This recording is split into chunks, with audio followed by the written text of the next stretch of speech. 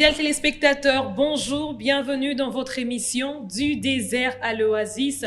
Avec vous, nous parlons de la guérison des traumatismes, ce thème qui nous tient à cœur depuis un bon moment, puisque nous sommes conscients et nous voyons qu'au sein de notre société, au sein de nos familles, il y a plusieurs personnes qui souffrent et qui vivent avec des traumatismes, et nous en voyons les conséquences. Par moments, nous ne nous en rendons pas compte, mais nous vivons ces conséquences et nous aimerons African Enterprise RDC, nous aimerons qu'autour de nous, que vous qui nous suivez, vous puissiez bien sûr prendre conscience, mais aussi aider ceux qui vous entourent à guérir de leur traumatisme. Voilà pourquoi nous poursuivons avec ce thème. Mais avant d'aller un peu plus loin, nous rendons grâce à notre Dieu, au Dieu de la Bible, pour les 60 ans d'existence de African Enterprise International. Et pour ces 60 ans, il y a plusieurs célébrations qui seront faites dans les 12 pays dans lesquels African Enterprise est implanté. Donc, il y a l'Afrique du Sud, il y a l'Ouganda, il y a la RDC aussi, mais aussi il y a la Zambie, que je cite parmi ces 12 pays. Et une précision pour la RDC, c'est que Dieu nous a accordé la grâce d'avoir aussi en cette année 28 ans d'existence African Enterprise. Et par la grâce de Dieu, nous avons eu à célébrer le Seigneur avec nos partenaires qui sont au niveau de Maluku. Et donc, nous partageons cette joie avec vous qui nous suivez, parce que la marche, nous la faisons avec Dieu et c'est lui qui nous fait marcher, qui nous fera atteindre ses objectifs dans ce pays et à travers le monde. Alors, nous parlons précisément aujourd'hui du suicide. Il est de ces personnes qui sont suicidaires et qui parviennent même à se suicider à cause du traumatisme. Mais nous aimerons que cela n'arrive pas autour de nous, nous aimerons que cela n'arrive pas dans nos familles. Voilà pourquoi nous en parlons aujourd'hui avec l'évangéliste Léonard Kiswangi. Évangéliste, bonjour. Bonjour, Madame Jemima. Toujours heureux de te retrouver toute rayonnante. C'est toujours un plaisir. Merci aussi pour le compliment, évangéliste. Alors, comme nous le disons, il y a de ces personnes qui, suite à leur traumatisme, arrivent même jusqu'à se suicider, malheureusement. Ou ces personnes qui abandonnent carrément le tout, ils tuent tout ce qu'ils font parce qu'ils n'aimeraient pas continuer à vivre ce cycle de traumatisme. Alors, je viens avec une question. Pour une première, pouvez-vous nous aider à comprendre qu'est-ce que le suicide ainsi que ses causes de manière vraiment assez claire?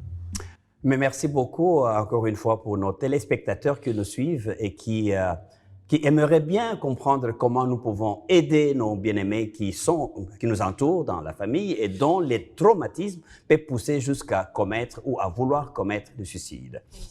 Les mots suicide, pour dire simple, c'est vouloir se donner la mort. Quand quelqu'un est dans un contexte où on dit « ça c'est vraiment suicidaire », ça veut dire que c'est quelqu'un qui se place dans un contexte tel qu'il est prêt à intentionnellement mettre fin à sa vie. Et donc, de manière simple, disais-je, vouloir se donner la mort intentionnellement revient à faire du suicide.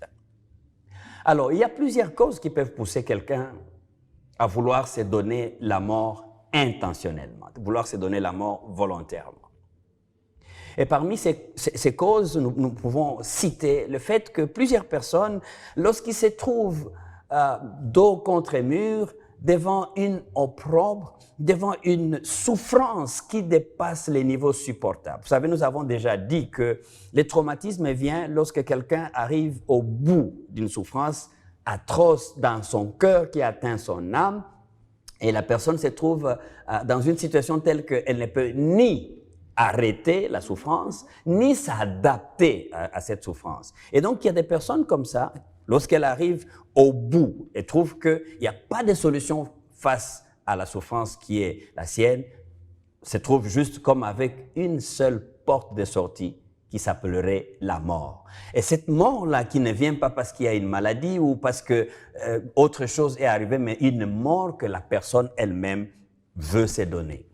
C'est aussi à dire que c'est une explosion de l'âme. Vous savez, nous avons dit que lorsqu'il y a le traumatisme, c'est qu'il y a la blessure au niveau de l'âme, et cette blessure au niveau de l'âme peut ne pas être visible à l'œil nu pour les personnes qui vivent avec la victime.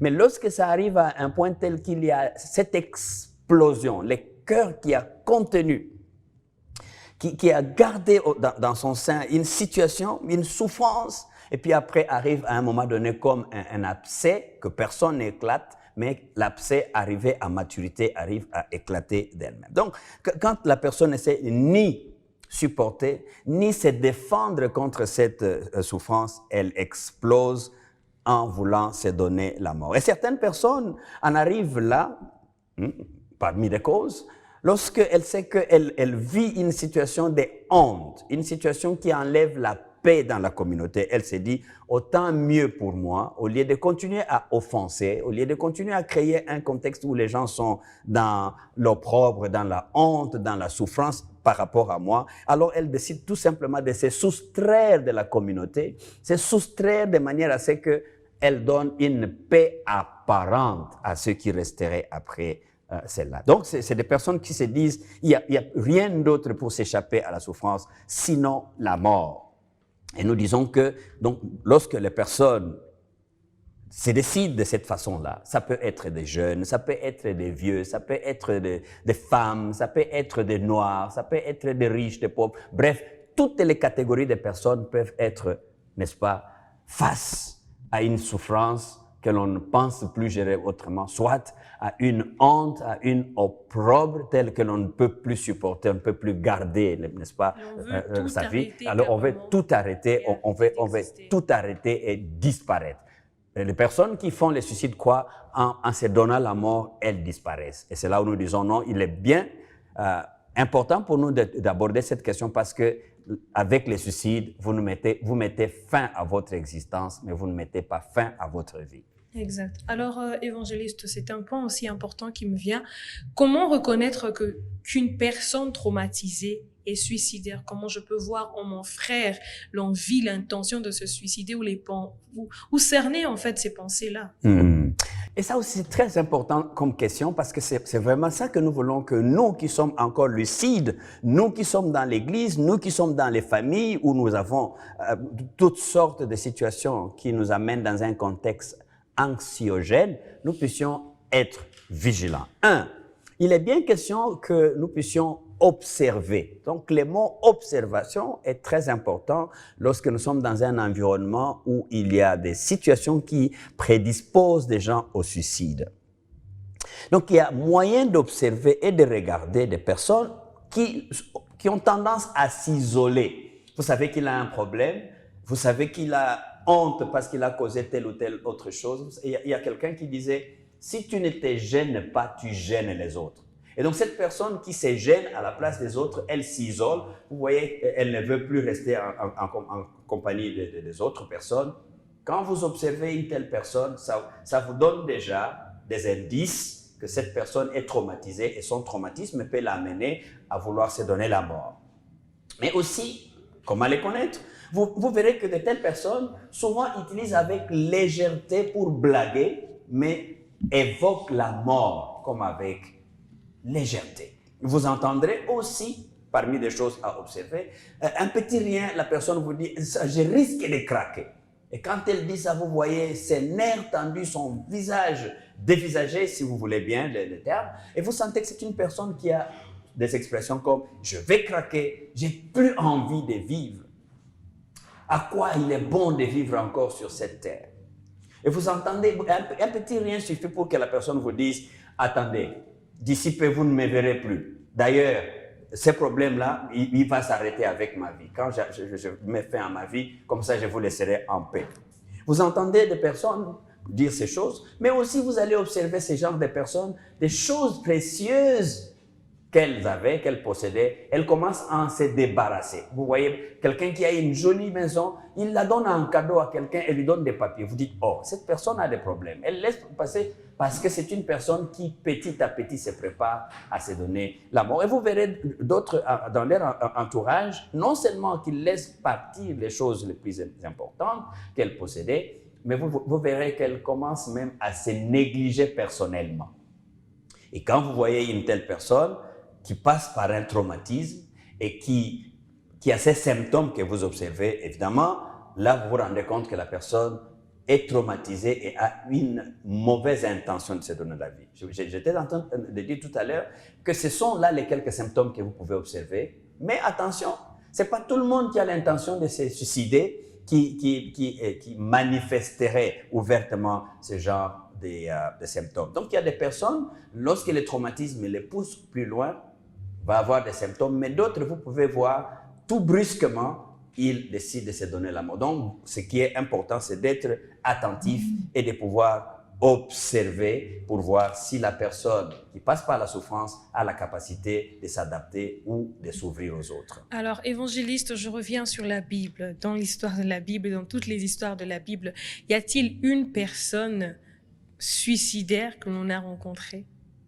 Madame Jemima, la Bible, si elle existe, elle dépeint la vie de tous ces aspects. Et les suicides ne peuvent pas avoir été gardés dans l'anonymat par rapport à la Bible. Il y a bel et bien des personnes dans la Bible, et la Bible en parle, donc des personnages. C'est pourquoi je disais tout à l'heure que les suicides ou les traumatismes, d'une manière générale, n'épargnent aucune catégorie de personnes.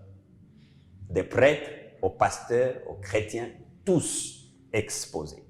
Et donc la Bible parle des personnages bibliques qui ont choisi de mettre fin ou de mettre terme à leur vie de manière intentionnelle, de se donner la mort. Quand vous lisez dans Juges chapitre 9, à partir du verset 50 à 54, vous lirez l'histoire, il est donc question d'Abimelech. Dans l'histoire d'Abimelech et tout ce qui s'est passé dans sa vie, finalement, il va y avoir des morts, il va y avoir des massacres, tout, jusqu'au point où finalement, lui, Abimelech, est entre les mains d'une femme qui lui donnera un coup sur le crâne, mais il n'en meurt pas.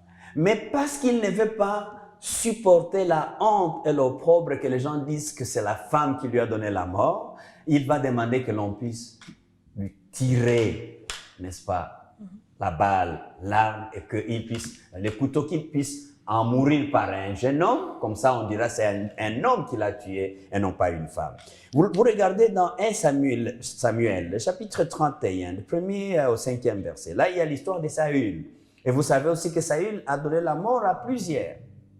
Et quand arrive le temps où lui, ses enfants et son armée arrivent à être vaincus, donc c'est finalement, on va les tuer. On est presque à bout portant avec ses ennemis. Et il dira non, non, non.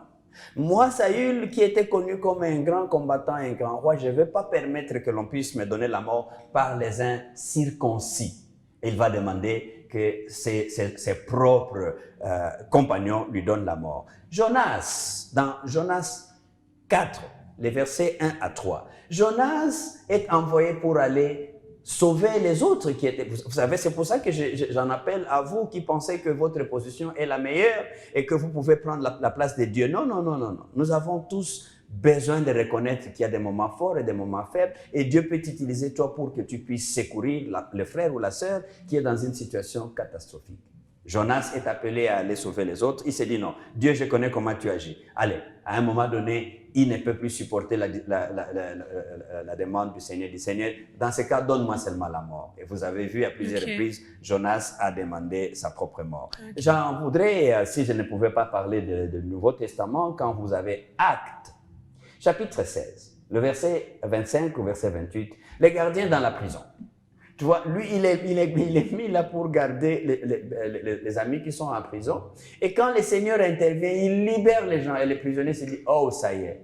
Ça, ici, la culpabilité va tomber sur moi. Et le gardien veut se donner la mort lui-même. Donc, tous ces cas-là que nous venons de citer là, c'est des cas qui donnent des éléments ou des personnages des suicidaires dans la Bible avec un seul grand élément caractéristique, le désespoir. Quand les gens arrivent au bout, il n'y a plus d'espoir, la souffrance ou la situation dans laquelle ces gens vivent est telle que l'on ne peut ni la supporter, ni se défendre contre elle, on arrive.